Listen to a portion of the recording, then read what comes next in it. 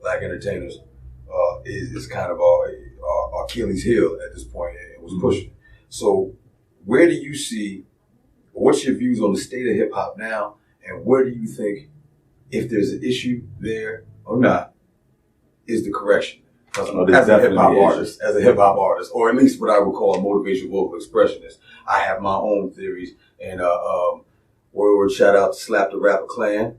I'm only slapping you to wake you up because you drowning and killing my people doing it, but I love you, so I'm slapping you with love. But salute to them. What do you see? What do you think? Well, it's a problem. First of all, gangster rap has colonized the entire hip hop movement. Everybody feels they have to be a gangster rapper in order to get paid. So gangster rap has colonized the whole art form. Okay.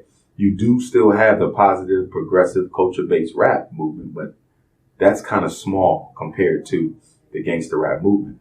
And basically, gangster rap, from a white supremacist standpoint, is the marketing apparatus of the mass incarceration system. Gangster rap popularizes the behavior that sets our young black men and women up for entrapment by the system. So gangster rap is a wing of white supremacy. See, we got to recognize something. The minute we sold out, and what I mean by sold out is when rap decided to go mainstream. When we decided to sell out, we lost control over the direction of the art form. Whenever you sell out anything, you lose control over the direction. So the direction of all black music, rap, hip hop, R&B, does not matter. It's controlled by the enemy. White corporate conglomerates. None of the major rap labels in the world or music labels in the world are controlled by black folk. They are controlled by Europeans, every last one. I just read a couple of weeks ago, one of the biggest investors in prison has just become one of the biggest investors in music. So look at this now. Why would I invest in rap and invest in jail? There has to be a relationship, because I see that the rap is glamorizing the behavior that leads you to jail. You see, so clearly, without question, I think we have to declare war on hip hop and make it what it needs to be. And I don't even care what it used to be. People debate that. Right. They say, hip hop started as party music. Some people say, nah, hip hop started as conscious music. Some people say, nah, hip hop always had a gangster element. I know that black people have always been in love with white folks.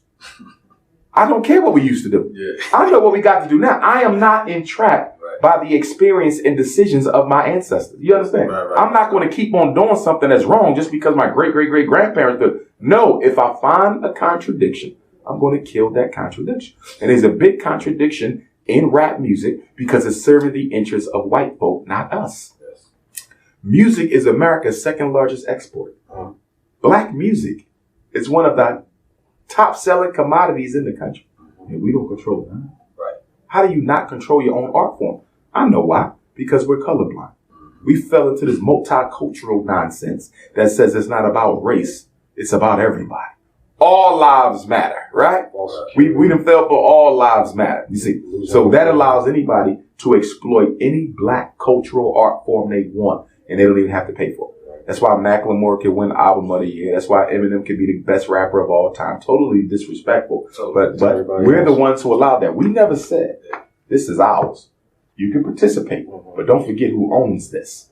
That's like if you go to a certain college, it might be a Jewish college. You could go to school, be a student leader. But if you start getting out of line with what they want that college to be projected, they pull your chain. Yeah. You here, but this ours. Yeah. We don't do that. Yeah. We let people come and stunt. They took over soul food. They took over jazz. They took over hip hop. They took over break dancing. Yeah. Yeah. Hell, they talking about the best break dancers in the world is white boys. Beatboxing. You see what I'm saying? Because we're afraid to say this is a black product. Yeah. This is mine. So y'all can partake. Ain't nothing wrong with that. I might partake in something in your culture. But we own this. We are the be all and end all. And if you get out of line and start disrespecting it, we'll exit you out of it. But you can only do that when you have control over your product. Black people love to say we invent. We don't love to say we own. Right. Yeah. Right. We love to invent and give it to the world. I didn't invent, but you ain't making no money from it, beloved. White man making $1 billion off of your product. Same thing with our college degrees. We love to say, I got a master's. I'm a doctor. But we never say, I own this. Right.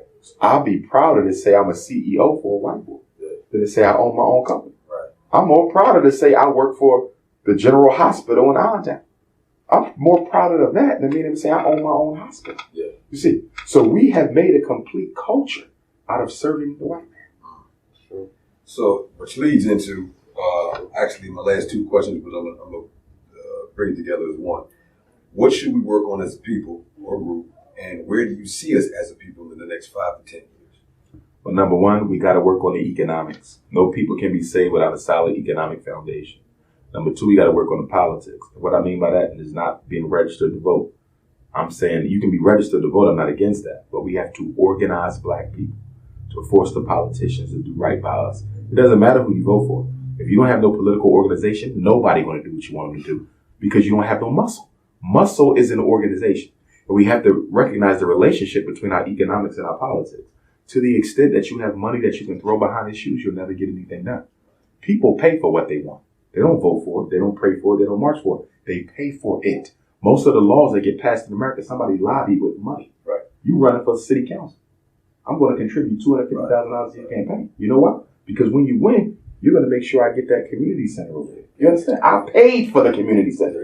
You see, we have to do it right there. For the record, I'm not running for city council. For the record, I don't, you know what I mean? It's bomb the system, you know? Bomb the system. That's what they say. We don't do electoral politics. No. I don't do electoral politics. No. And I'm not against the black folks who do. The reason I don't is because I'm not interested in compromise. Exactly. And whenever you run for office, you have to compromise because you have several different constituencies, most of whom have agendas that are in direct conflict with another constituency. So there's no way I'm going to adequately service white, rich people, adequately service the Latino, adequately service the black, adequately service all the different stakeholders in the community and not sell some people out. Right. When you have competing agendas, you're going to have to choose which ones you're going to be loyal to. So I can't do politics because a politician by definition is a compromiser and my principles are not for sale. But we got to work on the economics. We got to work on the politics. We got to work on the black family as well. So we got to get our money together. What's the number one thing we need to do with the money? Build black banks. Everybody talking about black business. I ain't heard nobody talking about a black bank.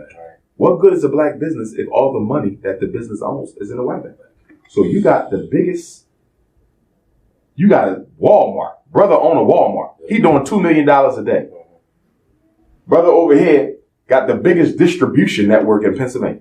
He's shipping stuff all over. He got 500 black men working for him. He taking brothers out of jail, setting them up with their own system. He doing $3 million a day. I got a college. I got a school. I got daycare centers. I'm doing $500,000 a day. But guess what? All of our money sitting where? In a white bank. So, you know, and the white man is taking our money. What is he doing with it? Helping his people grow. So your growth is times that by 100. That's his growth. So you're doing $3 million a day. He taking your $3 million a day and he giving out 25 white loans. And then making money on everything he borrows. Making money on everything. You see what I'm saying? So unless you have a black bank or credit union where we can grow black business, I don't want to hear about black business. Because all you're doing is making money for the banks. That's all you're doing. You're making money for a black business is working for a white bank unless the money's in a black bank.